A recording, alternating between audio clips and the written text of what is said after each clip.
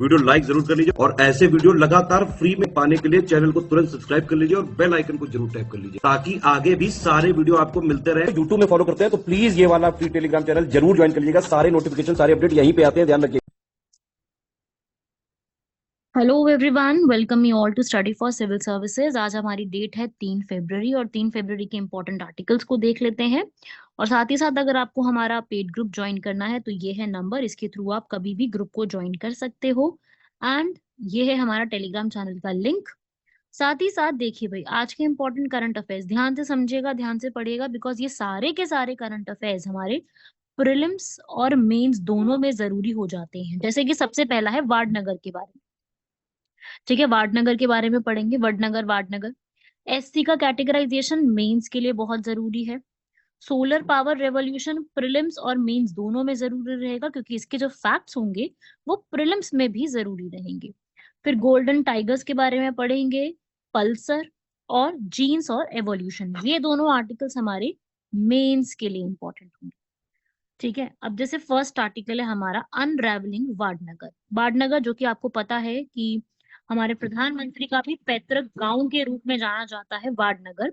यहाँ पर जो है आईआईटी खड़गपुर, वहां पर भारतीय प्रौद्योगिकी संस्थान खड़गपुर और अन्य संस्थानों ने वहां पर मिल करके एक अध्ययन किया है। उन्होंने ये बताया है कि वडनगर में या वाडनगर में सांस्कृतिक निरंतरता बहुत देखने में मिली है। अंधकार युग की धारणा को एक देखा जा रहा है। मतलब कि वहां पे आर्कियोलॉजिकल एक्सकवेशन जो होते हैं ना, मतलब कि वहां पर पुरातत्व तरीके से खुदाइयां करना, वो किया गया है। जैसे आईआईटी खड़गपुर से गए, एएसआई हमारा जो मेन है वहां से, PRL, Jawaharlal Nehru university, Deccan college, उन सब ने मिल करके वडनगर में या वाडनगर में, गुजरात में है ये, वहां पे जाकर के एक्सकवेशंस की है और वहां पे खोज पूरी निकाली है। तो वही चीज यहाँ पे न्यूज में है। ठीक है, यहाँ पर अभी पता चला है कि ह्यूमन सेटलमेंट देखी गई है। ह्यूमन सेटलमेंट का क्या अर्थ होता है? ह्यूमन सेटलमेंट का मतलब होता है वहां पे खुदाई जो है वो मानव बस्ती हुआ करती थी, ऐसा बताया गया है। ठीक है, उसमें ये पता चला है कि 3,000 साल तक के वर्ष में, 3,000 साल तक के वर्ष में वहां पर विभिन्न राज्यों का उत्थान और पतन हुआ। जैसे हम मगध के बारे में पढ़ते हैं, मगध में भी विभिन्न राज्य आए, उत्थान हुआ, पतन हुआ, अलग अलग राजाओं के बारे में पढ़ते हैं। ऐसे ही यहाँ पर भी ये चीज हुई है, ऐसा कहा गया है। ये एक न्यूज़पेपर में एक पब्लिश में हुई है पेपर में, climate, human settlement and migration in south Asia में, ये बताया गया है। ठीक है, तो आर्कियोलॉजिकल एक्सकवेशंस जो होती हैं, ठीक है, जैसे हम कहते हैं यहाँ पर पुरातात्विक उत्खनन काफी ज्यादा अमाउंट में यहाँ पे देखा गया है। ठीक है भाई, समझ गए बात को? तो इस तरीके से हैं ये चीजें। और ये पूरी एक्सकवेशन जो है वो एएसआई ने करी है, जिसको हेल्प करा है आर्कियोलॉजिकल म्यूजियम गुजरात की सरकार ने, इंडस वैली सिविलाइजेशन के साथ मिल करके। और सुधा मूर्ति जो है इंफोसिस की फाउंडेशन की जो हेड है, उन्होंने भी साथ में मिल करके इसको पूरा फंड करा है। ठीक है, सो ये चीजें जो हैं वो हम लोगों को इसके थ्रू पता चलती हैं। क्लियर हुआ? अब ये क्या पता चला यहाँ पे, क्या क्या आर्टिफैक्ट्स है, कलाकृति कौन कौन सी है। वडनगर जो है वो मल्टी कल्चरल है, मल्टी रिलीजियस है, मतलब वहां पे बहुत सारे धर्म हुआ करते थे, बुद्धिस्ट, जैन, हिंदू, इस्लामिक। ठीक है, ऐसा बोला गया वहां पे बहुत सारे इंडो ग्रीक, इंडो सिथियंस, शाका, क्षत्रिय, ये सब जो है काफी देखने को मिले। ये सब आप लोगों ने पढ़ा भी होगा, एंशंट हिस्ट्री भी जब आपने कवर करी होगी। उसी के साथ ये सब भी एक्सकवेशंस वहां पे हैं, ऐसा वहां पे पता चलता है। और बहुत ऐसा भी बोला गया है कि बुद्धिस्ट मोनेस्ट्री भी मिली है वहां पर। ठीक है, तो ये सब चीजें यहाँ पर देखने को मिली। इसे डार्क एज कहते हैं। डार्क एज पता है कौन सी होती है? जब सिंधु घाटी सभ्यता, इंडस वैली सिविलाइजेशन और जो बाकी आयरन एज जो पनप रही थी, गांधार, कोशाल, अवंती, उसके बीच का जो टाइम पीरियड था ना, उसे कहते हैं डार्क एज।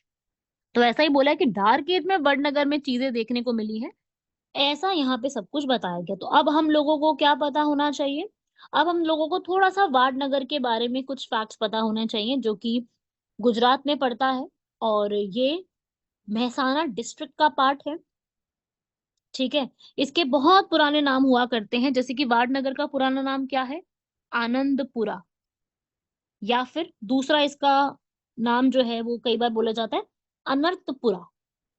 अनर्थपुरा। ठीक है, बर्थ प्लेस भी है हमारे प्राइम मिनिस्टर की, ये अभी करंट प्राइम मिनिस्टर हैं जो हमारे। तो इस तरीके से ये टाइम पीरियड जो है यहाँ पर देखने को मिले हैं। इवन 2022 में यूनेस्को वर्ल्ड हेरिटेज साइट में भी इसको टेंटेटिव लिस्ट में ऐड किया गया है। टेंटेटिव लिस्ट है, प्रॉपर अभी शामिल नहीं हुआ है, सिर्फ टेंटेटिव लिस्ट में है। ठीक है, तो ये बातें हैं जो आप लोगों को थोड़ी थोड़ी सी पता होनी चाहिए। यहाँ पर एक लेक भी है, शमिष्ठा लेक। कौन सी?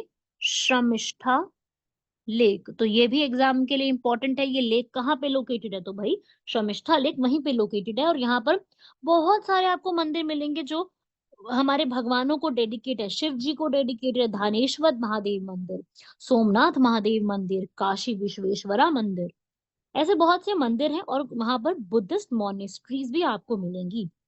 तो ये प्लेस इसलिए हमारे लिए थोड़ी सी इंपॉर्टेंट हो जाती है। और हो सकता है आगे आने वाले समय में ये भी पूछ ले, जैसे यूपीएससी कई बार लेक्स पे सीधा पूछ लेती है। जैसे पहले आया था डिडवाना लेक के ऊपर, वो राजस्थान में है ना डिडवाना लेक। ऐसे इस बार बन सकता है Sharmishtha lake is located in. अब आपको ऑप्शन बताने पड़ेंगे कि ये क्या चीज है भाई शमिष्ठा। तो ये लेक का नाम है, कहाँ पे है? वाडनगर गुजरात में। तो ये ऐसे एग्जाम में पूछे जाते हैं सवाल, ऐसे सीधे सीधे एग्जाम में क्वेश्चन आते हैं। ठीक है, तो मतलब मैं ये आपको बताना चाहती हूँ कि ऐसे भी एग्जाम में सवाल बनते हैं, आप लोगों को पता होना चाहिए। क्लियर हुआ? शर्मिष्ठा लेक याद रखिएगा। शर्मिष्ठा लेक के ऊपर एक तोरण बनी हुई है जिसका नाम है कीर्ति तोरण। कीर्ति तोरण। मुझे ऐसा लगता है कि क्योंकि ये टॉपिक बहुत न्यूज में चल रहा है तो इसके बारे में डिटेल में अपने को पता होना चाहिए, क्योंकि इससे सवाल डीपली बन सकते हैं प्रीलिम्स में। ठीक है, मेंस में मैं कहूंगी उतना इंपॉर्टेंट नहीं है, पर प्रीलिम्स में जो है इससे सीधा सीधा सवाल बन सकता है। मेंस में तो, मतलब प्रीलिम्स में सॉरी, सीधा सवाल बन सकता है कि कहाँ पे क्या लोकेटेड है।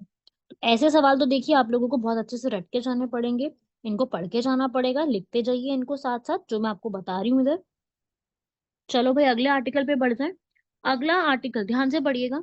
अगला है एससी की सब कैटेगराइजेशन। अब ये वाला आर्टिकल मेंस और प्रीलिम्स दोनों के लिए जरूरी है, बिकॉज शेड्यूल कास्ट के बारे में हमेशा ही सवाल कहीं ना कहीं से बनता है। क्योंकि अभी क्या हुआ है कि कैबिनेट सेक्रेटरी उसको हेड कर रहे हैं, एक अलग से 5 मेंबर की कमिटीज बनाई गई हैं जिसमें ये बताया जाएगा भारत में जितने भी 1200 एसटी कास्ट के कम्युनिटीज हैं उनमें किस प्रकार से बोस मोस्ट बैकवर्ड कम्युनिटीज को, मतलब कि जो उसमें भी और ज्यादा पिछड़ी हुई है, उनको हम कैसे सुलझा सकते हैं, उनकी सब कैटेगराइजेशन कैसे करेंगे।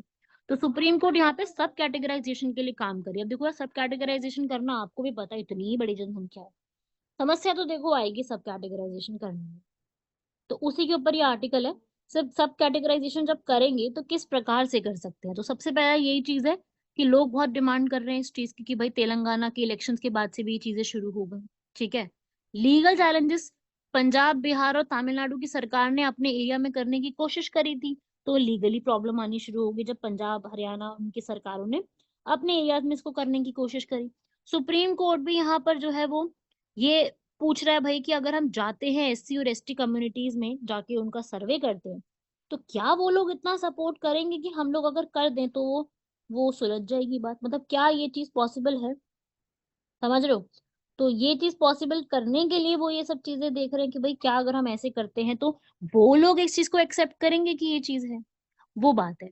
अब इसके बेनिफिट बहुत हैं, बहुत अच्छी चीज है कि भाई अगर हम इसमें सब कैटेगराइजेशन कर लेंगे तो हम इजीली कर पाएंगे। जैसे यार क्या होता है, आप एग्जाम में जब पढ़ाई करते हो आप एक टॉपिक का थोड़ा कैटेगरी वाइज देखते हो ना कि भाई इस टॉपिक में और क्या है, सब कैटेगरी डिवाइड करते हो तो आप लोगों को और आसानी हो जाती है उस टॉपिक को पढ़ने में।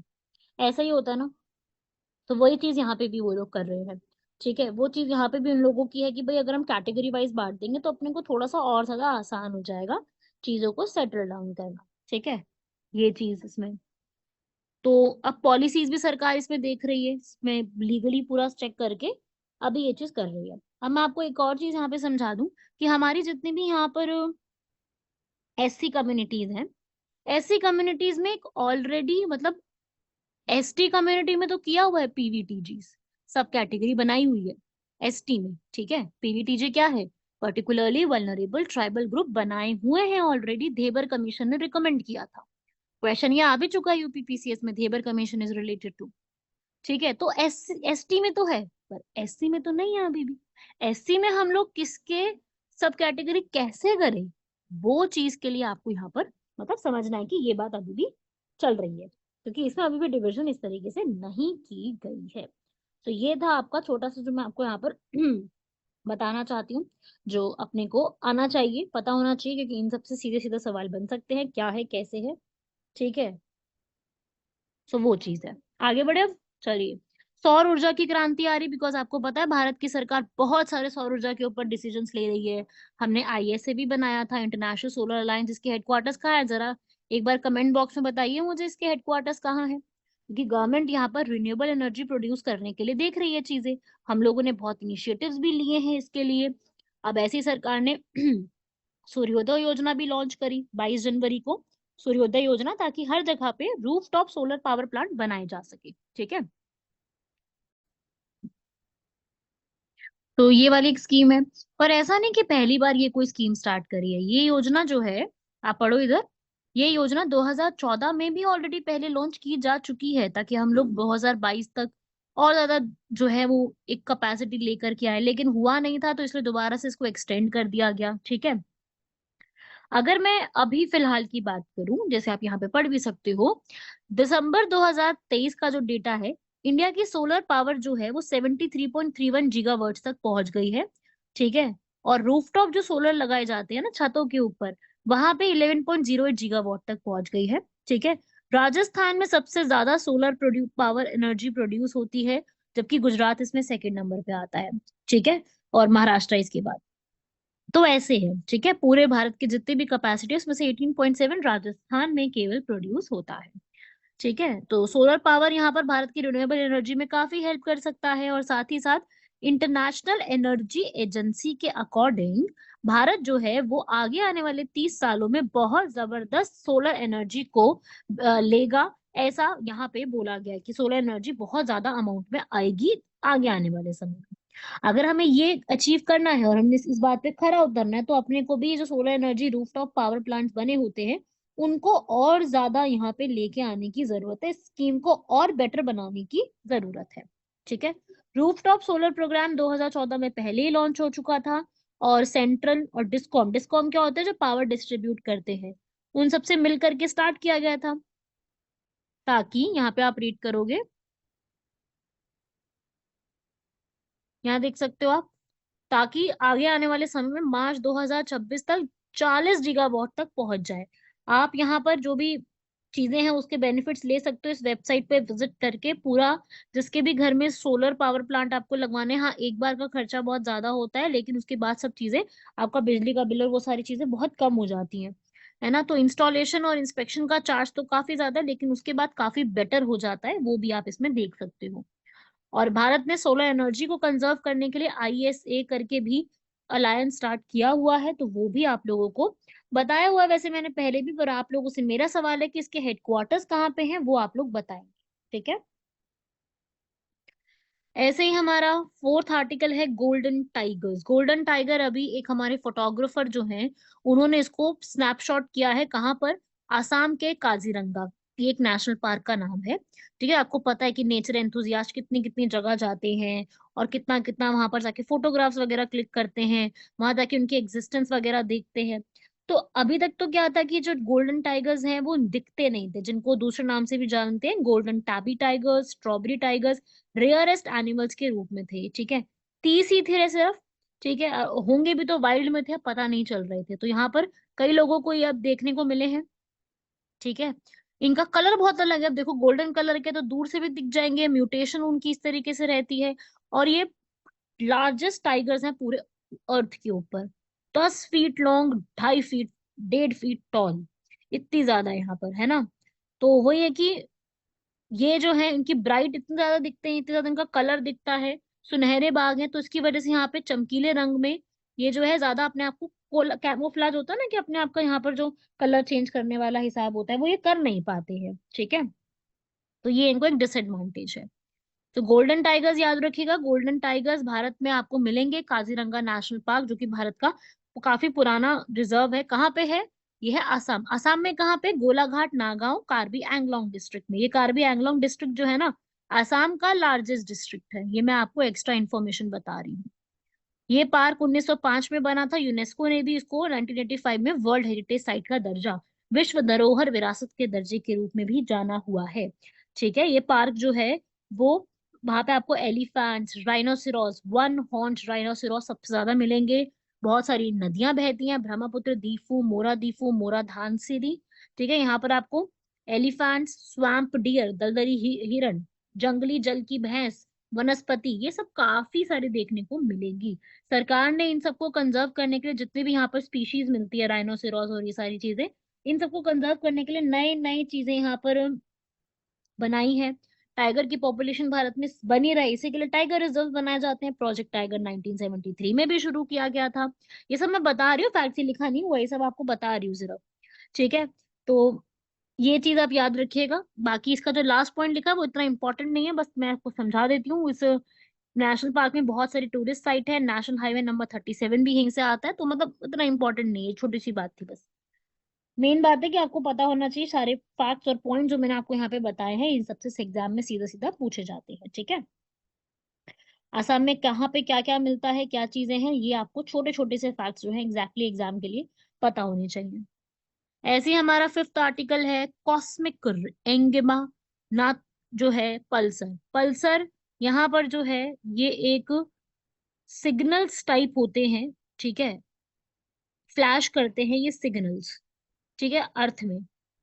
तो अभी जब 1967 भारतीय और चीनी सेनाओं के बीच में नाथुला, नाथुला दर्रा है कहाँ पे है, सिक्किम में, और चामला, सिक्किम में, जब उनकी झड़प हो रही थी, तो वहां पर जब ये वॉर वगैरह चल रही थी, तो वहां पर उस समय एक डिस्टेंट स्टार्स देखे गए थे। ठीक है, तो इस तरीके से पता चला था पल्सर के बारे में। पल्सर एक तरीके से एक स्टार्स की रेंज होती है, जो कि जॉकलिन बेल बर्नल और एंथनी ह्यूविश ने यहाँ पर चेक किया था। कैसे ये सिग्नल्स आए अभी तक नहीं पता, लेकिन जो दिखे थे उसका नाम रख दिया गया। पहली बार पल्सर दिखे तो पीएसआर करके उसका नाम रख दिया गया। फिर ये क्या थे, क्यों थे, ये किसी को पता नहीं चला। ठीक है, पल्सर जो है ये न्यूट्रॉन्स ही होते हैं। न्यूट्रॉन्स याद है, हमने पढ़े थे 9th क्लास में, जेम्स टैडविक ने डिस्कवर किए थे। जो बहुत ग्रुप में होते हैं, सेम एनर्जी होती है उनकी आपस में, ग्रेविटी जब उनको कंप्रेस करने की कोशिश करते हैं तो ये मर्ज हो जाते हैं और ये पल्सर के रूप में आ जाते हैं। जब भी कोई भारी तारे जो है उसका जीवन अंत हो जाता है, तब वहां पर ब्लैक होल बन जाता है। लेकिन अगर उनका अंत नहीं होता, अगर वो हैवी नहीं होते, तो वो न्यूट्रॉन्स बना लेते हैं खुद के। ठीक है, उसे कहते हैं न्यूट्रॉन स्टार। क्या कहते हैं उसे, न्यूट्रॉन का तारा। तो पल्सर भी एक तरीके से न्यूट्रॉन का तारा है, लेकिन वो स्पेस में रोटेट ही करे जा रहा है। ठीक है, तो बस सब लोग इसी खोज में लग गए उसके बाद से कि ये क्या है और कैसे खोज में और क्या किस तरीके से हो रहा है। तो ये पता चला कि वो वहां पर जो है वो इलेक्ट्रिक चार्ज प्रोड्यूस करता है, इसलिए 1969 में भी इसके बारे में चेक किया गया। ठीक है भाई, तो ये चीज है। आप इसको रीड भी कर सकते हो, जो जो यहाँ पे इंफॉर्मेशन पूरी लिखी हुई है इसमें सब कुछ ही, कि यहाँ पे क्या क्या चीजें हैं। राइट एवरीवन, तो ये फैक्ट्स जो हैं आप लोगों से पूछे जा सकते हैं कि क्या चीजें हैं, किस तरीके से, सीधे सीधे एग्जाम में फैक्चुअल इंफॉर्मेशन के साथ ये इंफॉर्मेशन आपसे भी पूछी जा सकती है। ठीक है भाई, सुपर फ्लूइड्स भी एक तरीके से ऐसे ही कंपोनेंट्स होते हैं जो कि सारे देखे जाते हैं। ठीक है, जब ये जो न्यूट्रॉन स्टार बन गया, मैंने जो बताया, ये रोटेट करता रहता है, और जब इसकी एनर्जी खत्म होगी, रोटेशन अब करने की इसकी क्षमता बंद हो गई है, तब उस समय ये अपने आप को स्लो डाउन कर देता है। ठीक है, तो वो चीज है इसमें न्यूट्रॉन सुपर फ्लूइड। ये अगर आपको यहाँ पर थोड़ी बहुत भी स्पेस में दिलचस्पी है तो आपको इसके बारे में जरूर पता होगा, और अगर दिलचस्पी नहीं है तो इस चीज के बारे में हो सकता है ना पता हो। ठीक है, अगर अगर आप इसी चीज की जानकारी रखते थे तो आपको यहाँ पर इसके बारे में थोड़ा बहुत पता होगा। ठीक है, मेन तो आपको यही पढ़ना था इसके अंदर। अब ऐसी एक जीन्स और एवोल्यूशन पे स्टडी आई है। ठीक है, ये बहुत इंपॉर्टेंट नहीं है, बेसिक बेसिक इंफॉर्मेशन है। तो अब क्या है कि जीन्स और इवोल्यूशन जो है उससे अब आपको पता है कि डीएनए जो हम स्टडी करते हैं, डीएनए की स्टडी करते ही हम लोगों को काफी सारी चीजें यहाँ पर स्टडी के बारे में मिलती हैं। तो हम लोगों को एंशियंट डीएनए स्टडी किया गया यहाँ पर, और उसी की हेल्प से हम लोगों को एमएस, मल्टीपल स्क्लेरोसिस जो है, उसके बारे में पता चला है। यूरोपियंस के ट्रेड्स के बारे में, यूरोपियन लोगों की लक्षणों के बारे में। ठीक है, तो एमएस के बारे में ये सब चीजें हम लोगों को देखने को मिली है एंशियंट यूरोपियंस का। जेनेटिक वेरिएंट जो है जिसकी वजह से आज के टाइम पे एमएस हमारे खतरे में पड़ गए हैं, उसी की इंफॉर्मेशन हमको यहाँ से थोड़ी बहुत देखने को मिलती है। ठीक है भाई, अब ये चीज हमें देखने को मिला है कि पहले के टाइम पे एक लोग थे यामने, यामने। ठीक है, ये उस टाइम पे लोग थे जो कि एक जगह से दूसरी जगह माइग्रेंट किए हैं बहुत लंबे समय तक। ये आप देख सकते हो, यामनिया वो लोग हैं जो कि यूक्रेन और रशिया में हो थे रहते थे, पर वो फिर वहां जाके वेस्टर्न यूरोप में जाके बसने लग गए। इनमें कुछ आनुवांशिक गुण थे जो उस समय बहुत फायदेमंद हुआ करते थे, ठीक है, जिसकी वजह से वे स्वयं को पशुओं के संक्रमण से बचा पाते थे। यही सब चीजें देखने को मिली है, यही डीएनए चेक करने की यहाँ पर पूरी चीजें देखी जा रही है। मॉडर्न पॉपुलेशन जो है हमारे, कहाँ पे क्या चीजें ज्यादा देखने को मिलती हैं, वो ही हम यहाँ पे देख रहे हैं, ठीक है। एमएस की जो प्रिवेलेंस है, मतलब कि जो बचा सके पशुओं से अपने आप को, पशुओं से होने वाले डिजीज को खुद से बचा सके, वो उन लोगों में बहुत ज्यादा है। उससे ये पता चला है कि धीरे धीरे करके उनकी जो है ये चीजें अभी अभी पहले तो उनको लाभकारी हुआ करती थी ये चीजें, अब उनके अंदर क्या हो गई, ये चीजें काफी ज्यादा उनको डिग्रेड कर रही हैं अब, ठीक है। तो आगे के टाइम पे भी ये चीजें हो सकती हैं। और ये डीएनए की स्टडी हो रही है। एंशियंट डीएनए पढ़ने से हमको ये पता चलता है कि पहले के लोगों में और आज के लोगों में क्या एक डिफरेंस है, इवोल्यूशन में, मतलब जो है विकास करने में, इसमें क्या क्या जो है वो रोल होता है। पैलियोजेनोमिक्स पढ़ते हैं हम लोग इसके अंदर, जिसमें वैज्ञानिक का एक ये अनुशासन है नया, एक तरीके से निकाला समानते पाबो ने, ये वही वही पर्सन है जिनको नोबेल प्राइज भी मिला है, जिसमें उन्होंने डीएनए और जेनेटिक इंफॉर्मेशन को आपस में कंस्ट्रक्ट करके ये देखा है कि भाई अगर कभी भी कोई व्यक्ति माइग्रेट करता है, तो माइग्रेट करके उनको क्या क्या चीजें उनमें चेंजेस के रूप में आती हैं, वो यहाँ पे पता चलता है, ठीक है। तो इसमें चैलेंजेस भी खूब है, क्योंकि बहुत पुरानी इन्फॉर्मेशन इकट्ठा करना, उसको चेक करना बड़ा मुश्किल हो जाता है, लेकिन चलो, मतलब बेसिक यही चीज थी। अब इसी से मैंने जुड़ा हुआ एक टॉपिक भी आपसे पूछ लिया भाई, इंटरनेशनल माइग्रेशन आउटलुक रिपोर्ट 2023 की जो है, क्योंकि ये रिपोर्ट माइग्रेशन के ऊपर है, इसलिए मैंने आपको ये वाला क्वेश्चन पूछ लिया। क्वेश्चन रीड करो, इसके अब हम एक्सप्लेनेशन देख लेते हैं।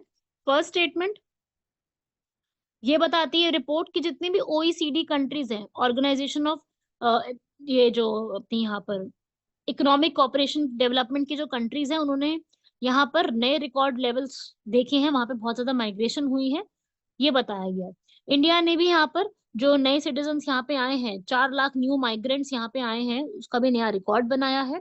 और इसमें ये नहीं बताया कि भाई इसका जितने भी ये आए हैं लोग, उसमें एम्प्लॉयमेंट का गैप कितना रहा है, ठीक है, विमेन और ये सब चीजें जो है वो इस रिपोर्ट में यहाँ पर कुछ कुछ बताया गया, कुछ कुछ यहाँ पे एक्सप्लेनेशन नहीं दी गई है। तो ये रिपोर्ट आप लोगों को आनी चाहिए, इंटरनेशनल माइग्रेशन आउटलुक, राइट, इसको भी आप लोग रीड कर लीजिए।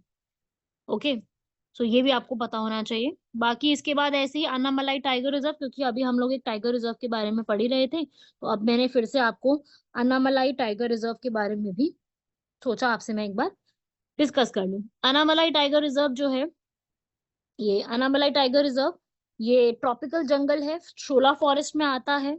और ये जो एरिया है पूरा अनामलाई का, ये आपको वेस्टर्न घाट्स के रीजन में ही देखने को मिलेगा, ठीक है। और ये जो है अनामलाई हिल्स उस रीजन में आपको देखने को मिलेगा,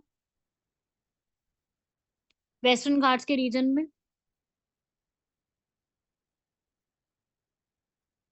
ठीक है। और ये जो है अब एक वाइल्ड लाइफ प्रोटेक्शन एक्ट के तहत अभी इसको रिजर्व भी किया गया है, तो ये थोड़े से इसके बारे में फैक्ट्स पता होने चाहिए। अनामलाई टाइगर रिजर्व तमिलनाडु के पोर्शन से कार्व आउट किया गया है, और बहुत इंडिजिनस ट्राइब्स यहाँ पे रहते हैं।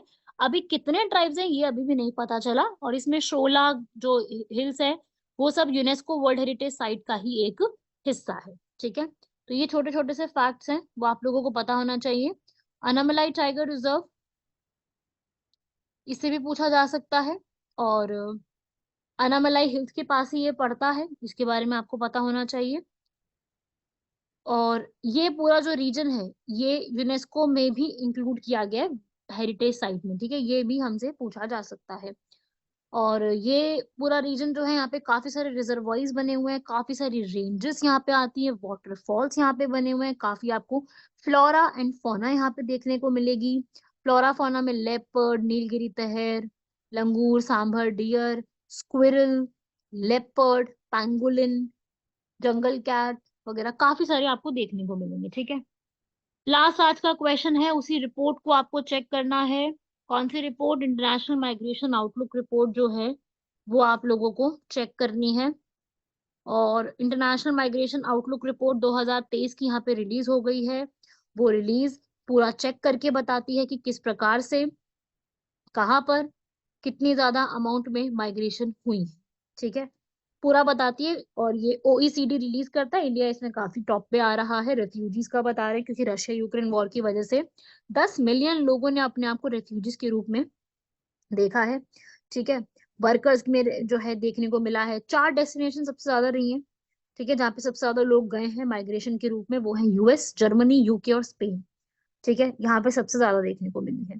ओईसीडी यहाँ पे रिलीज करता है इसको, याद रखिएगा 1961 में ओईसीडी बना था, पेरिस फ्रांस में उसके हेडक्वार्टर्स है।